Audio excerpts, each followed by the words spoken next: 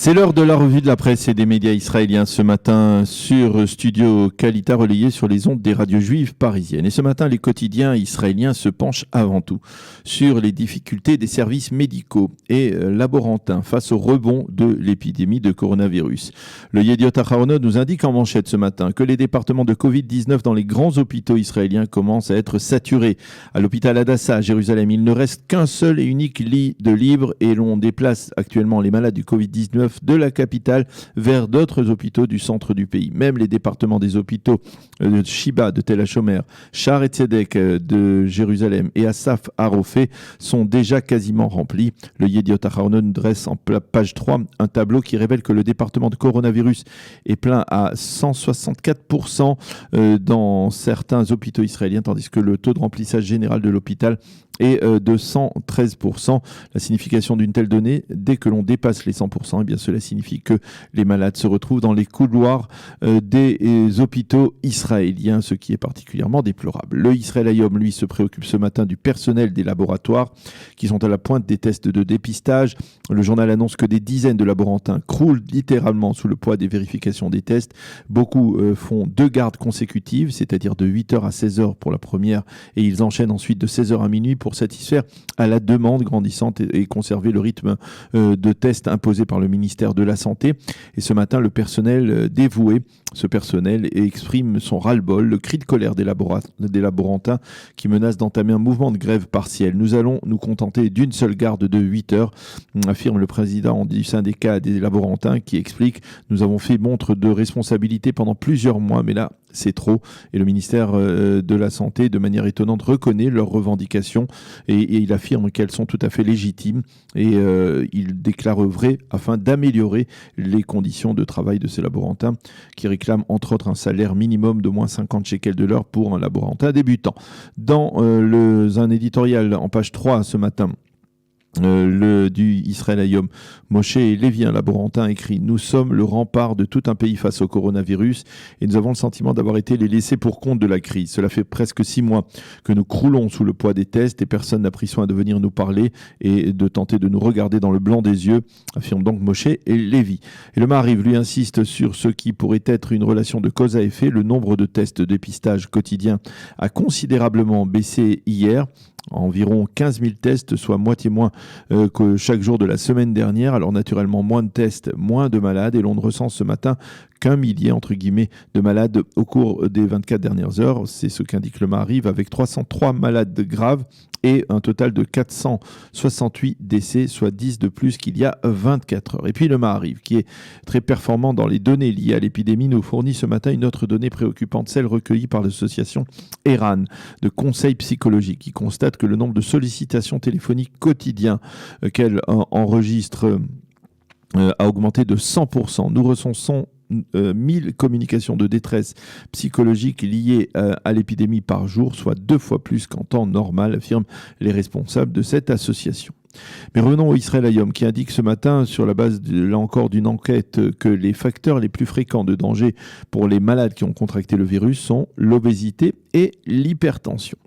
On parle beaucoup de ce matin dans la presse israélienne des manifestations de protestation qui se focalisent surtout et souvent sur la personnalité de Binyamin Netanyahou. Eitan Orkibi, en première page du Israël Hayom, constate qu'il est impossible aujourd'hui d'avancer une critique légitime, la moindre critique légitime sur le déroulement des manifestations.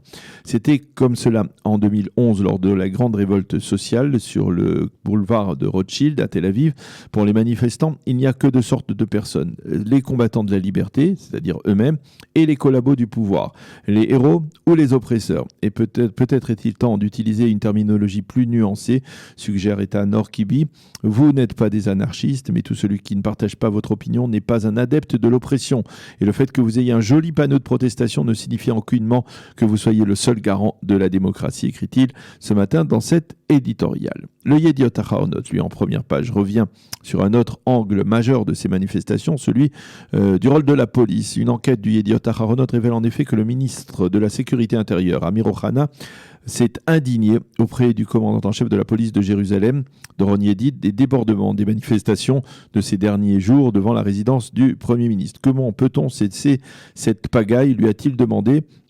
alors que la teneur de cette conversation a été enregistrée et fournie au Yediot Ahronoth. Réponse du commandant Doron Yedid: nous avons distribué 120 PV aux manifestants afin de les dissuader, alors que d'ordinaire nous ne le faisons pas.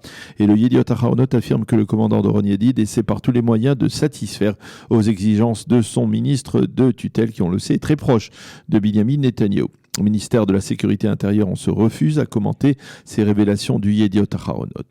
Et à propos de la violence durant les manifestations, le Yediot Ahronoth souligne que la police a arrêté l'Israélien qui a tenté de poignarder samedi soir près de Sha'ar HaNegev un manifestant, ainsi que celui ou ceux qui ont tenté d'asperger de gaz piment ou de gaz poivre sur des manifestants à l'un des carrefours à travers le pays.